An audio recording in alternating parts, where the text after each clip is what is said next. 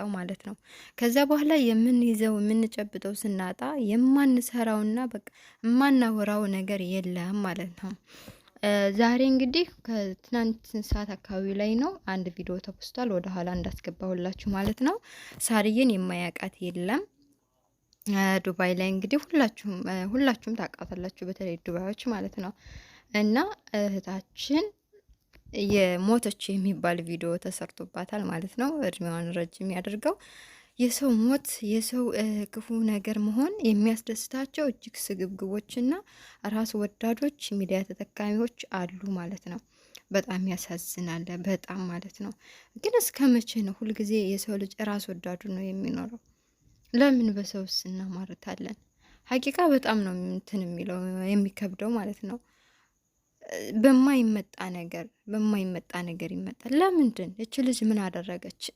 ቪዲዮዋን ጋብዣቸዋለሁ ወደ ኋላ ላይ። ለእኛ ለወጣቶቹ ለስደተኞች የማታደርገው ነገር የለም ማለት ነው። እጅግ ጀግናና ታታሪ የሆነች ልጅ ናት።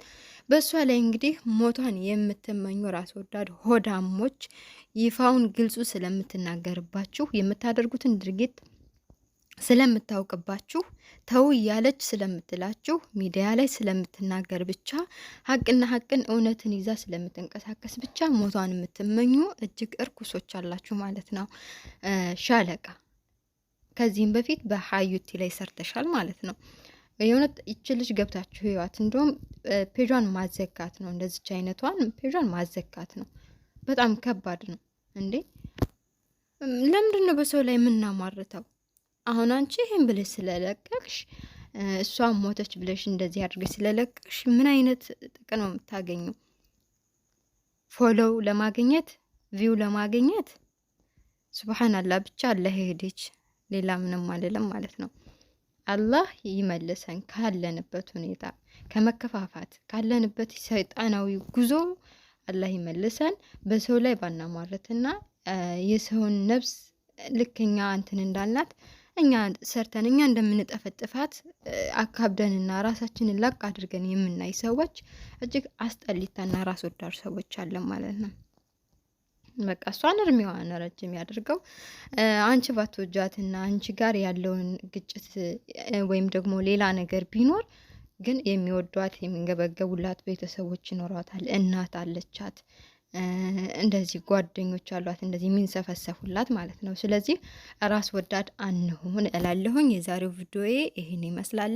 ያልሞተን ሰው ሞተ ብላችሁ የምትለቁ ሰዎች በስነ ስርዓት ተጠንቀቁ ማለት ነው።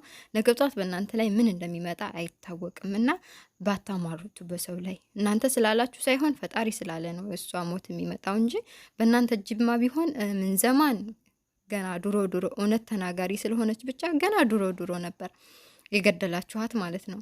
ሞት በእናንተ እጅ ቢሆን ሀቅ ተናጋሪ ስለሆነች ብዙ ነገሯን ተሳጡ ነበረ እና ስነ ስርዓት ይዘን ሚዲያ ስንጠቀም በስርዓት ብንጠቀም እላለሁኝ። መስራት የሌለብንን ነገር አንስራ። ሚዲያ ላይ መልካም ነገሮችን ስንሰራበት እንጂ የሚያምረው አስጠሊታ ነገሮችን ስንሰራበት ለእኛም ቢሆን ለወደፊት ህሊናችን ምን ይላልናል? ያልሆነ ነገር ለምን እንሰራለን? ወደ ሚዲያ ስንመጣ ምን መስራት እንዳለብን፣ ምን አይነት ርዕስ ይዘን መግባት እንዳለብን። እሺ እዚያ ጋር ኮሜንት ብዙ ነገር የተጻፋለ። የእርግማን ማዕት ነው ስትቸበቸብ የነበረችው ይች ልጅ ማለት ነው። የእርግማን ማዕት። እሺ ምን ተጠቀመች? ጓደኛም ከሆንሽ እንግዲህ ፎሎ ለመሰብሰቢያም ብለሽ ከሆነ በእንደዚህ አይነት መንገድ አይደለም ፎሎ የሚሰበሰበው ማለት ነው። በትህትና ፎሎ አድርጊን ብትለው የኢትዮጵያውያኖች መተጋገዝን የሚያውቁ ናቸው። በተለይ ቲክቶከር ላይ ለነገር ሲሏቸው እንትን ይላሉና ሩጦ ፎሎ እንደሚያደርጉሽ እርግጠኛ ነኝ ማለት ነው። እና ውድ ተመልካቾቼ ሼር ላይክ አድርጉ፣ ሰብስክራይብ አድርጉ። ይሄን ይመስላል የዛሬው ቪዲዮ። በሌላ ቪዲዮ እስከምንገናኝ ሰላም ሁኑልኝ።